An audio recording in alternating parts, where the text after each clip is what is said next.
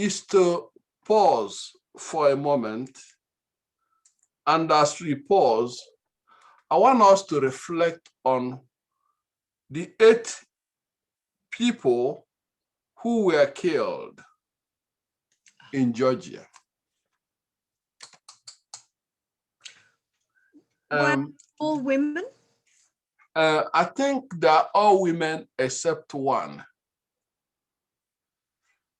And I want us to really think about it, because sometimes all these things that are happening, we really don't have a way to make a sense out of it.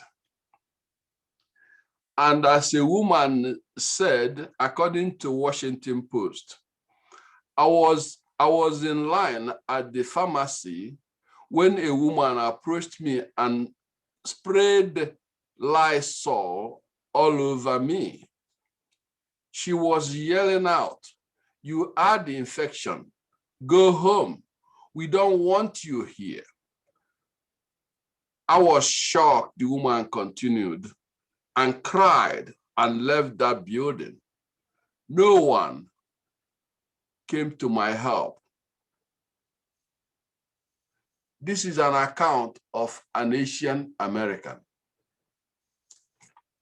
And this account of an Asian American, I want us to think about it.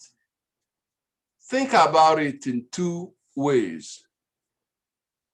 Assume for a moment that we are an Asian person. We have an Asian friend or friends. How do we feel? How would we feel? This is something that too often happens. It seems to me that Asian Americans have become second in sequence of people who've been either racially subjugated to inhuman acts, or people who have been victims of those acts, whether it's racial or otherwise. But we all agree that it's not a good thing. From March of last year to today, or rather till February this year, 3,800 people have lost their lives or being perpetrator of such criminal acts. And it continues. It continues. So today we are having to host this particular panel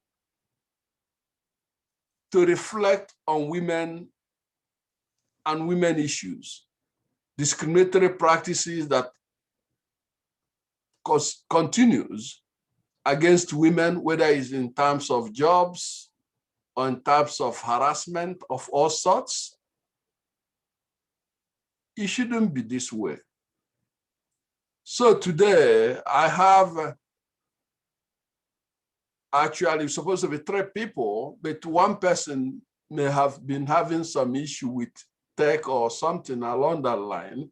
So we have 2 people that I respect very much that are here. We have someone I regard and know very well, Lois Lefford, whom I often tell stories about her. I tell stories about her because I wish that those who are poor people who are in situation where they cannot help themselves are in her position. That is, she has a deep pocket. So when you do certain things to her, she has a choice. Some people do not have choice. I had indicated a little earlier that she's the one whose son was told that he couldn't make it in school. And she was literally told clearly that she had a son that could not be trained in school. We're talking about elementary school, 7-year-old child. The school system, from the highest to the lowest, told her that she had to take her son because they could not train her son. As I said, a lot of poor people, a lot of Black people, a lot of people who don't have a way to go, they end up having their lives, and more importantly, their child's life or lives ruined forever. But in this case, I'm glad that, as I have often say, Lois and her husband still have deep pockets. So they were able to take their child and train the child in 3 continents. And the child has turned out to become a graduate of Oxford University, PhD. And Lois tried to come back, and she came back with a book.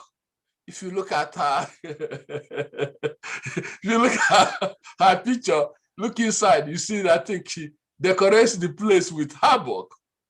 And that book I read the book, I reviewed the book, excellent book. I might add that for anyone to become a teacher, if I have anything to do with it, they must have to read that book first before aspiring to be a teacher. So I'm glad that we have Lois here. You will be able to ask her questions. Part of why I'm being elaborate in explaining who are coming is because if I don't say it, you may not get a sense of where they're coming from. And the other person, Yunchu Chen. Yunchu, did I get it right? I'm sorry. Did I get your name right? Yes, perfectly. Thank you. Thank you. Thank you. I know because my name had been crucified by so many people, so I'm kind of sensitive to it. That's why I believe that before we judge anyone, we should walk on the person's shoes. So I've seen firsthand what it means, and I wouldn't want to do it to somebody else. Unfortunately, I do it quite often than I could admit, but the thing is that I'm aware of it, so I try to ask, just as I did. So, well, our guest had done so many work in so many countries. Right now, she is in Japan, where she heads human resource. And she has done so much work that she sort of brought a team and asked them to focus on diversity. And the way they do it is that they read books and they share it and use what they had there to educate themselves so that they could do better. And Ying Shu had invited me to be part, or rather moderate their activities. And I went there. It was just incredible how they were working. And keep in mind that in Japan, a lot of people will say, well, we don't have diversity, we don't need diversity, and so on and so forth. And it's ignorant, because if they know better, they will remember that a famous American business guru, Edward Deming, took his idea, which he tried to sell to Americans, and none of the big corporations bought into his idea. He took that idea to Japan, and that idea became what we know as the Japanese miracle. Now we are trying to replicate the idea here, but I will say, as somebody who've read many organizations' work in Japan as well as here, that we are not really getting it right. They are still ahead. There are things we have to learn from them. I also believe that there are things they can learn from us. And through this type of engagement, we move everyone, every country, on a better and a higher contour of knowledge acquisition that will help all of us. So it's my pleasure to let you know that these two ladies are the ones we have for the day. Before I go to their questions, I want to say that as I began talking about the pain of Asian Americans, we also have to reflect on the pain of people who are destroyed because of their sexual orientation. We have to think about African Americans who have been, if you want to put first, second, and third, I can't think of any group that should be placed as the first in terms of hate perpetrated against them, discriminatory practices perpetrated against them. And now when you reflect on these Asians who are murdered, and we have a police officer or something along that line saying that the victimizer was, how did they say it? That he was having a bad day. Give me a break. He was having a bad day. That's why he went on rampage to kill 8 people and was in the process of doing more before he was apprehended. I don't get it. And I don't think I will ever get it. So without saying much more, I would like our friends, our panelists, esteemed panelists, to share who they are, share the work they do, the organization they have been working with, and more importantly, share what it means as we celebrate Women's Month. Okay, let's begin with Lois. Hello. Yes, I'm here. All right. I'm trying to see everyone. So I'm Joseph. Thank you for having me here for, International Women's Month. It's very interesting that I grew up on a farm in southeast Queensland, poor, always worried about where the money's coming from, with my mother and father both leaving school with a 6th grade education. And yet it was my mother who said, my girls must be educated. And she is 95 now and still alive, but losing it. But it's because of her and her passion for education. And she grew up amongst 10 children. There were 5 boys, I think, and 5 girls. The boys were educated, the girls weren't. And she always said the girls should have been educated too. And it's only because of her and her passion for education that I'm able to do the things that I have in my life. So I think we all have our mothers to thank for many things but that's my mother's legacy. Because my mother we wouldn't have known, but my mother would be dyslexic. I'm dyslexic and my son is dyslexic. And that puts me in a unique position when it comes to teaching children who struggle. And as Joseph said, my son lived on 3 continents. And what makes me passionate was that all of those moves were not intentional. We just happened to follow my husband and his work. And my son Nicholas gained from every one of them, and gained in such ways that they U-turned his life, changed it in such a way, and my life. He taught me so much about teaching the most vulnerable students to read. And that's why I really wrote the book, because no child should ever have to be that privileged to get the basic skill of learning to read. And that's what drives me. And as you said, we've been through this shooting of various people today. It's difficult to comprehend that we alienate our fellow man so quickly and so easily. Would you like me to say any more, Joseph? Well, I appreciate what you have stated. I'm wondering if you could connect that to what you perceive SDIG is doing in order to move this discussion forward. I imagine many of us have watched Chimamanda Ngozi Adichie's the one story. What's her TED talk?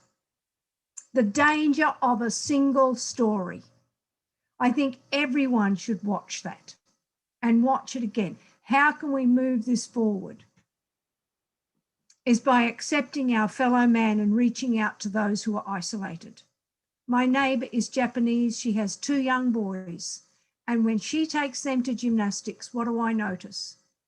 Not one American lady speaks to her. And I have to ask why. And I think it's then up to each one of us to reach out to those who maybe not like us, who don't look like us, but to accept them into our communities and just hold their hand as we walk through the journey together.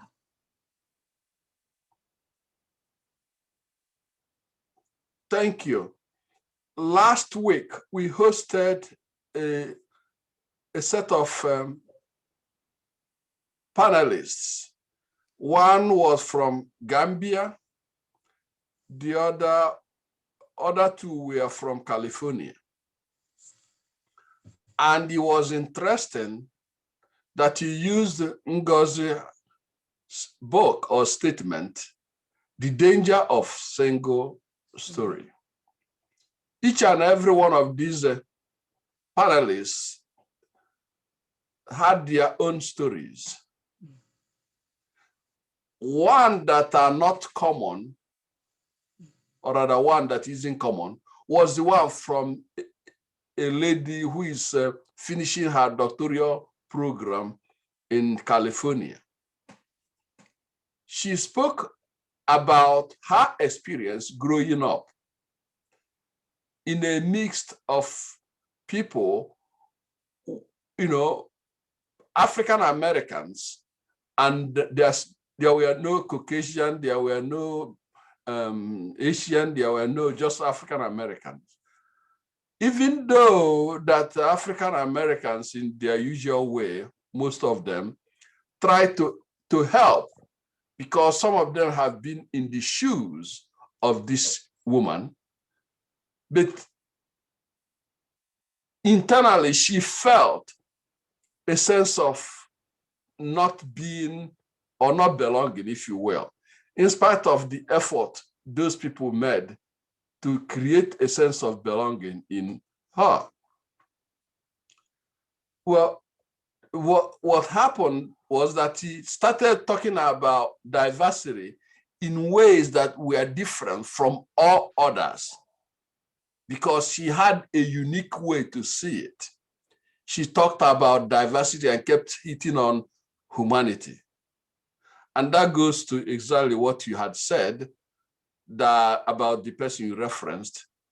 No one speaks to the person. But that's why we have to engage with one another to learn things we could do to make life better for others, or things we shouldn't do also to make life better for others. And that's why SDIG engages in engaging all. We don't accept people because of their being themselves and saying, well, to hell with other people. We accept people because we have a platform where everyone is accepted, because we have our different stories. Perhaps if we listen and learn about these varied stories, it will propel us to treat one another better. So thank you, and we'll be coming back to you. But for now, let's go to Ying Chu. Ying Chu, that's your turn now. You gotta tell us who you are, tell us the organization you work with, tell us what propels you to do the work you are doing, and lastly, link what you do to what you've learned about SDIG. Too many questions, huh? All I right. guess I just do my self-introduction and all right. Thank you everybody, and thank you Joseph to give me this great chance to be here, hearing and talking about my story. I am into I am actually Taiwanese, currently working in Japan, Tokyo. I am a training specialist with 2 to 3 years of experience.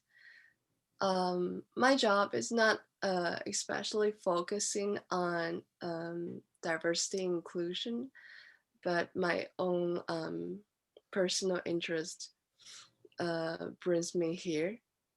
And I started a study group just last year because of the COVID-19. I thought it would be nice to have people to talk about books online in such a dark time. So that's why I started, and it's already for the 4th book now. And I invited Joseph to join our 3rd book to end our book, which is called The Cultural Map, talking about working with people from different cultures. And my motivation to keep participating in diversity and inclusion is actually because I don't think if you know, but actually in Japan, it's a very conservative country. And we joking about there is no glass ceiling. There's just a very thick layer of men here in corporate.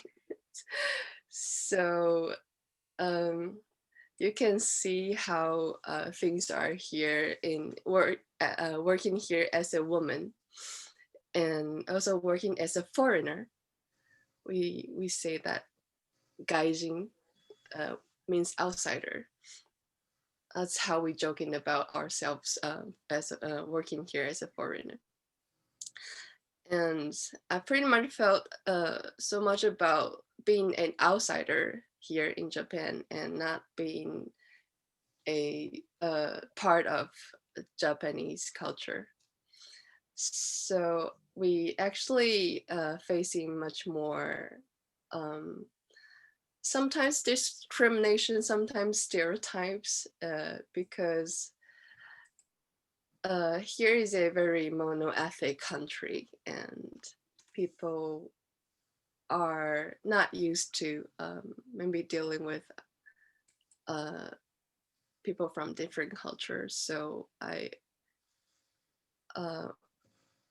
when I was at work, I even met somebody who is our client, saying that, could you please bring Japanese staff here? And, and that's my very shocking experience working here in Japan. So that's why I started to notice so much about diversity and inclusion, and started to being curious about it, want to learn more about it. Yep.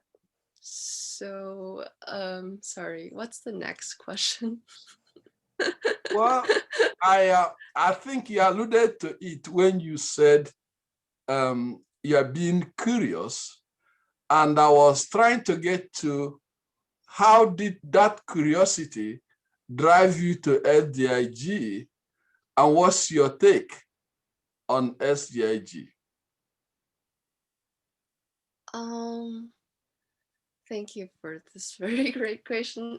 Actually, I was kind of encountering to this very nice community because I just started LinkedIn at the time, and I wanted to find a group of people who is very who are caring about diversity and inclusion, and I just sort of type in those keywords on LinkedIn and just find this great group.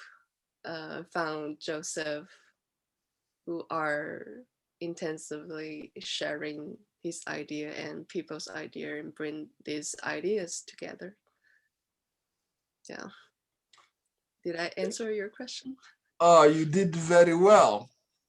I usually say that my students oftentimes we look at some people from Asia who will come to the classroom, they wouldn't say anything.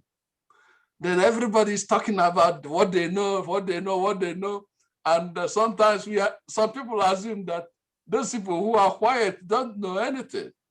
Then when they open their mouth, they share the whole thing. That some people who may be looking at them and say, well, they don't know. If they pay attention, they learn quite a lot. So in that tradition, I think we've learned a lot from you, and thank you for coming. All right. Well, my usual approach is to keep asking questions, but I feel like the people we have here are intensely tuned into the discussions. So I would say, let's go to our audience and get their questions. And as we do that, we can be going back and forth. So the audience, the floor is open for you. You can ask any question you want to our would I say esteemed guests? Yes, I think that's appropriate. I also can say that as I look around, I see people from California. I see Mona Lisa from Ghana. This is what it would take for all of us to get to know one another. And by so doing, we should stop somersaulting in ignorance. Okay, so if you have a question, fire on.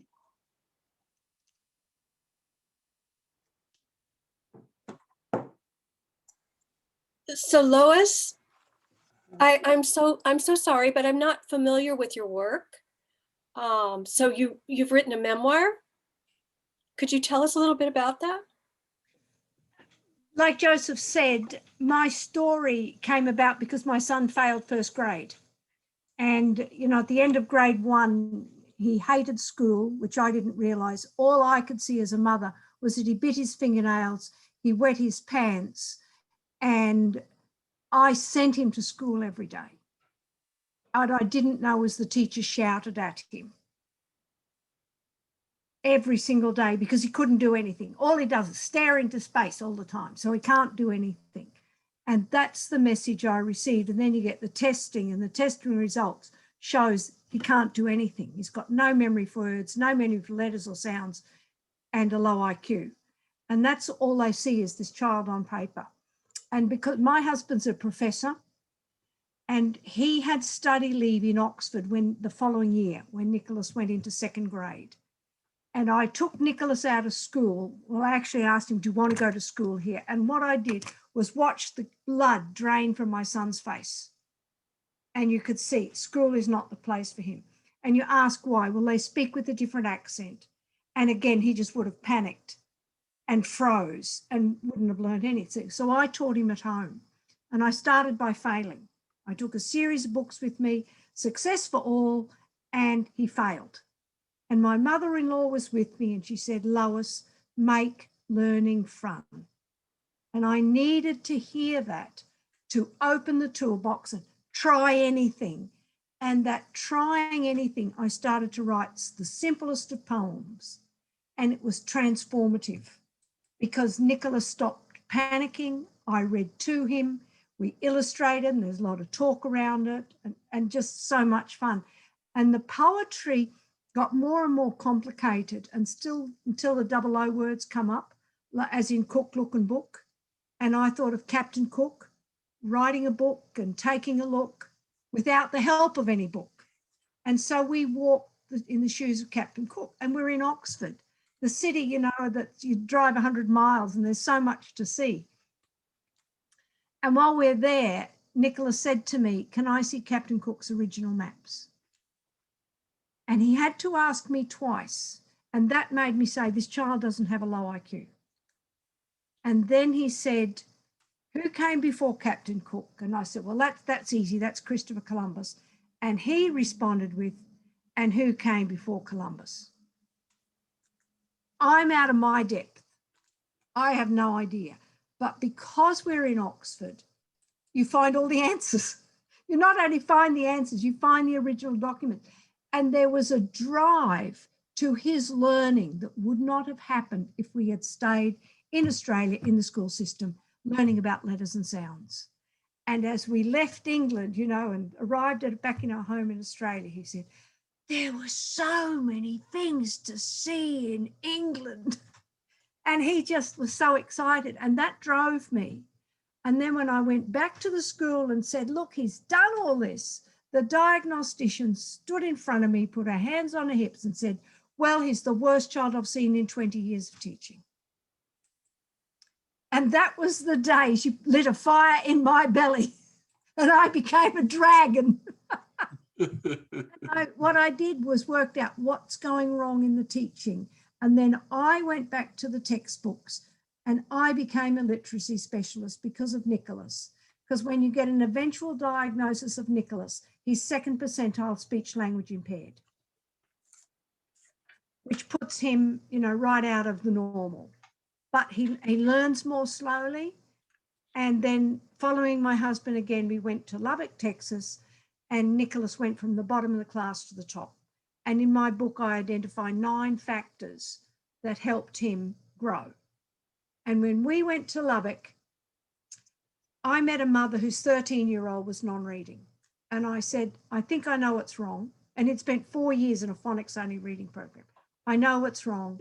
I got to work with him over the summer. At the end of the summer, the mother writes a letter to the school district and said, you employ this woman or I sue you. I got employed. And with that, I took on the children who'd failed all reading programs. And the task was teach the child to read. And I did. And I worked out, I'm very diagnostic in my teaching. This is what the child has to do. This is how we have to go about it. And these are the skills I want. So that's where I really built my skill base up. Thank you. And that was in Lubbock, Texas? Wow.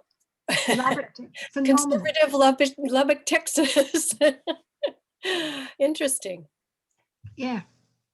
So that's how I wrote the book. And when, you know, we had a few more changes, but my husband came up here to upstate New York with work, and I can't work up here. So I wrote the story, and as I'm writing my story, my son gets a scholarship to Oxford to do his PhD. So, you know, it just, and his story to me just got better and better and better and better. That is such a great story. Oh, thank you so much for sharing. It's Wow. harder to get out than I realized. And people really don't want to know. They want to hear, particularly with the science of reading, they want to hear the same thing again and again and again. They don't want to hear, we have to do the thinking as teachers. We don't have, you know, and a lot of my stuff now is what we are doing with children culturally appropriate? Are we engaging children from their culture and from their viewpoint? And that's not even been thought about. I know that's so true. I'm an adoptive mother. My daughter is from China. And I have had the same kind of things. She had quite an institutional delay when we first got her. She was only a year, but up until about 5th grade, she had a lot of problems. And, you know, you get the stereotypes from, I think they're well-meaning, but they, you know, they don't know. And they go, oh, she's going to play the violin and she'll be so smart. You know, and then I got things like, are you going to tell her she's adopted?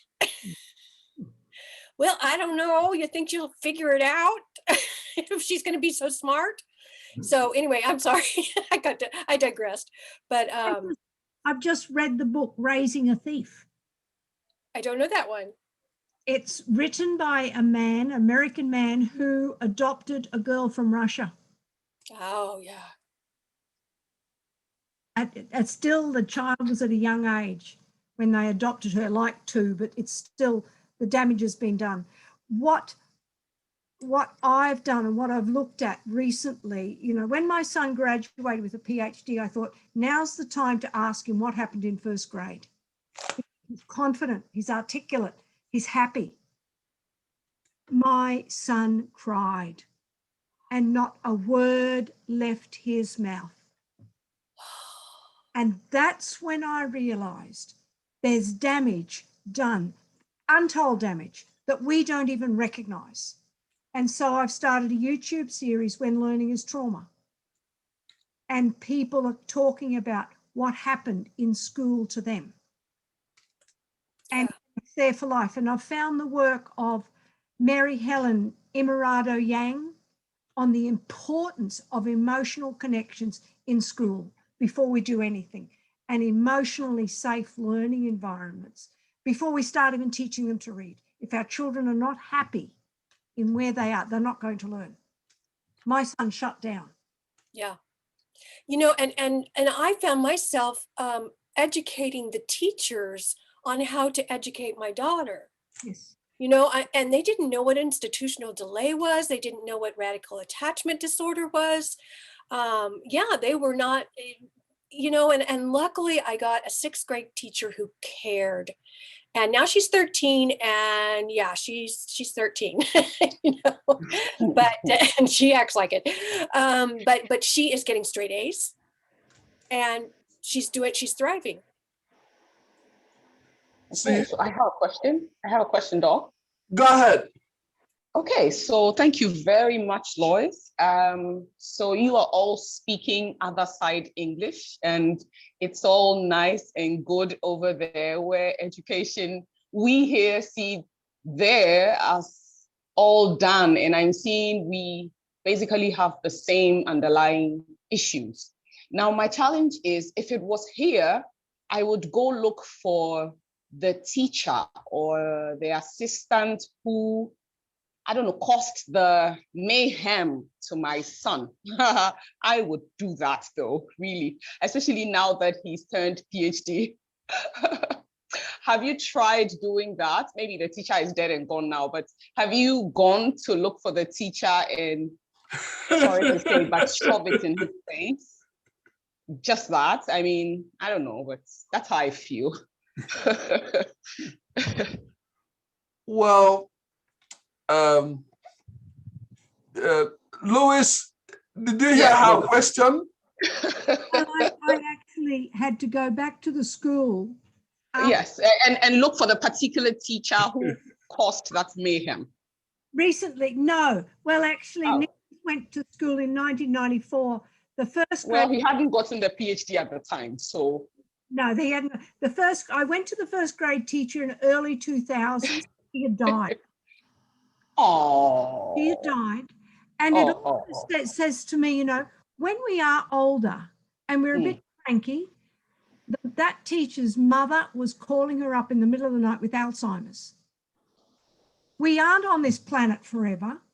Why don't we evaluate what we've got? And Right. I've been back to the school and I saw the deputy principal and the third grade teacher who he absolutely loved and told him he's got his PhD. He loved her. So we've been to the people we love, not to the people we don't like. You know, what I would say to that question is this. A lot of people honestly don't know better.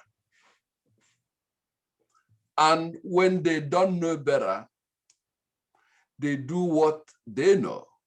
Yes. And that which they know is the kind of thing that brings the kind of, if I may borrow from Mona Lisa, the mayhem. This is why I'm very critical with the system. If you're familiar with my book, there was a time I'm always trying to defend indefensible. I was involved in a debate where I couldn't believe what I said, but I believe at deeper level what I said. It wasn't something people want to hear, but at the deeper being, I had to say it and I still believe in it. When the guy who went to South Carolina and went to the church and slaughtered innocent 9 at the church of all places, I was involved in a debate where I took the position that the problem is system. Where the child came in, it just fits into that system. And that's the way they speak within that system. And that's the language of the system. And when the person grows up, he or she cannot divorce, or rather, will I say, he or she could not easily divorce him or herself from what the system had cultivated in him or her. If you look at racism, sometimes if you really go deeper, you find out that, in fact, some people have learned to believe that they're superior than other people, even people who can outperform them in every dimension they may choose. But the fact is that that's what they know. Maya Angelou stated, when we learn, I'm paraphrasing here, we do better when we know better. You use what you know to make decision until you know better. And when you know better, hopefully you do better. And that's essentially the driver for SDIG. We believe that a lot of people do not know better. That by creating a forum where people could engage with one another, we will be able to educate more people and prevent them from somersaulting in sea of ignorance. And perhaps that would do good, not only to the individual victimizer, but to the entire community as a whole. All right? All right. Now we are recognizing Women's Month. And I'm wondering what you would say. I can't say that we haven't made progress. We've made progress. But can you imagine being a woman like although they are still investigating why the guy did what he did, but I can't think of any other thing. My inclination would be that he was ratio driven. So considering the fact that women suffer, whether it's not being promoted or being harassed at work. The last report I read about this COVID, they say that women are being brutalized in their families, in workplaces, because sometimes some people may not talk to some other people in a disparaging way. And those people who think they can talk to women and get away with it, well. So what strategy do you think we have to adopt not to be patting ourselves at the back that we are doing okay, we are improving, but until a single person doesn't suffer the humiliation and anguish associated with all these horrible things, we can't say we are making progress, because hence one person is suffering that, we are not doing enough. So my question to you, what are the strategies you think we could be using as we move forward to address this issue of gender equity or inequity? Okay, can we go to Yung Chu? And Yung Chu, if you don't understand me, please don't hesitate to tell me to repeat myself, okay?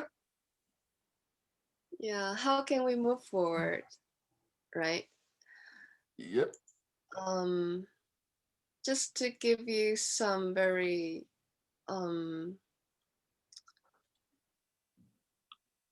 short brief about how Japan, where Japan is. So women in Japan who are in the position of executive is only 5%. And although people got the best like mother leave policy and father leave policy, which is the longest in the world, 1 year, but only 3% of men using this policy. And the promotion of women in parliament, Japan is ranked 165. And actually in this analysis, which we have actually 192 countries, it's a kind of bad number for Japanese people, and we still have a lot to work on. But how can we move forward? I think because of my job, we mostly talking with our clients who are human resources departments, like chef or leaders. So I guess what I can do is to use the numbers instead of human rights to persuade them that how important it is to have women back to the workplace, because Japan, we have decreased population through the year, and the GDP has been slowing down. And if we got, because actually there is 2.3 million women who wished to work but is not working here in Japan. So if we got those women back to work, how much GDP can we just increase them? Actually, a woman that I really like, whose name is Kathy Matsui. She's Golden Sachs Japan chef here, CEO in Japan. She said that it might be 13% up in Japan GDP. And it's actually a huge number. because currently we only have 0.6% of growth in GDP now in Japan. So if we use this kind of number to persuade those leaders, especially like C-suite people, mostly men, to really understand the need to have women in the workplace. And actually, Japan has many women and working, but not in the managerial position. So if we can, it's two things. One thing is about the volume, and the second is about the quality. Yes. If we have enough volume to have more workers in Japan, where the population is decreasing, and have more voices from different perspectives, which is we say woman, but maybe sometime in the future with foreigners voices come in, we will have a more competitive economy in Japan nowadays. And at my job, I guess because we do trainings and we have cross-cultural communication, cross-cultural management, and conflict management, global talent management courses, we would just listen to our clients' needs and have some decent advice for them to take on some of those courses for Japanese people at a very basic level of cultural understanding, and making them know there's a lot of things outside of Japan and how you can deal with them. Actually, they must deal with this globalized world, because the demand in Japan is decreasing. So yeah, I guess I cannot say that I want everybody in Japan to improve it, but at least at my position, I would just recommend our clients in a very not human rights perspective, but in a very in a way which can grow our clients' business. I think that's the more practical way to do so. Thank you. You know, it's what stuck in me was the number you were putting. Oftentimes you hear organizations say, give me the number. The fact that their growth is 0.6, and according to the information you cited, that if the women who are supposed to be working are given opportunity to work, it will increase by 13%. It brings to me what I was taught when I was a child, or rather not taught, but a phrase often used. It's a penny wise, pound foolish. And could you imagine the growth they could have been enjoying? And the same is true worldwide. If women are given opportunity to do what they need to do, or in general, minority are given the right to do what they are capable of doing. There are many research showing that diverse organizations are more productive than homogeneous one. And I'm not surprised, because going back to the citation our first speaker began with, she said that she quoted Ngozi. Ngozi is, by the way, about 3 miles away from me, her town, who said that the danger of single story. We may have one nincompoop at the top saying, oh, women cannot do this, women cannot do that, and making decisions that are destructive, not only to the company, but the entire society. So I appreciate those things. And at this time, it seems like time is running out for us. And I would like to check with you guys.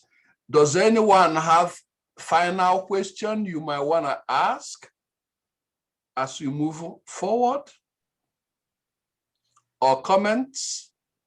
So can I hope I don't offend, but Ying Chu, right? Is that how you pronounce your name? Okay. Yeah. I was just wondering on the subject of perhaps racism. You're Taiwanese in Japan. Do you experience any kind of discrimination or stereotyping? Actually, last week I was going to open an account. I'm not sure if it's discrimination, but I was going to open an account, but there's a little checkbox on the internet, which just said, if you're a foreigner, please check. And I checked, and then go next. And then I found that they say, oh, because you're a foreigner, so you cannot do it on the internet. You should do paperwork. And I thought it was kind of ridiculous because you actually can just type in your income or your educational information or what, but they just do this in 2 ways. And here's another example for my friend who came from Philippines. And because his skin color is kind of different, so if he walk on the street, police would know. And he got, most of the time, the police would walk towards him and say, can I check your ID? But actually it's not legal if you check Japanese ID. So actually they are very friendly and very polite way to approach you, but you can feel that it's not, we're not treated the same if you are a Asian or you have different skin color. Yeah. Great, thank you. Well, I was gonna dive into the skin color because there's many permutations of it. So, but we don't have time, and I want to respect our audience time. So, to that note, we're gonna be ending here. But I do want to tell you that we have like 2 sessions coming up on 25th. And it will be about, I think, Patricia, what time is the one? Is it 1 o'clock or 12? I think it's 1 o'clock. Okay. Well, for your information, we have that one on the 25th. On the 25th, right? And then we have another one at 7 o'clock. Is that correct? Correct. Okay, the same day. We've got to be sending information on those. One of the first one will be about how do we do this work? Because there are sometimes the psychological, emotional pain associated with diversity program or training for those who really do it well. It's not easy. There's so much emotion. So the person will be talking about how do we sustain ourselves doing this important work. And at night, that person is gonna be working on how they help people get high school, because there are so many people may have been dislodged just like they tried to dislodge Louis' son. But Louis had opportunity to take her child to 4 continents. How many people have that resource to take their children to 4 continents to give them freaking education? So this woman is trying to help people, even people in jail, to get GED so that they can begin to do something for their lives. Because there are so many people put in that kind of terrible situation. So I think I'm gonna end here, but I wanna tell you that I appreciate all of you and ask you to stay tuned. And if you ever have anything you wanna share, not only for yourself, because we try not to be selfish, but also to share it in such a way that other people could take that to better their lives, please do let me know. So on that note, I want to thank all of you for coming. Thank you. too. Thank you, Thank Joseph. you very much. Yes. Bye. All right, Bye. bye-bye. Have a good day, everybody. Thank you all. You too. Thank you. Bye. Bye-bye. Thank you. Bye-bye.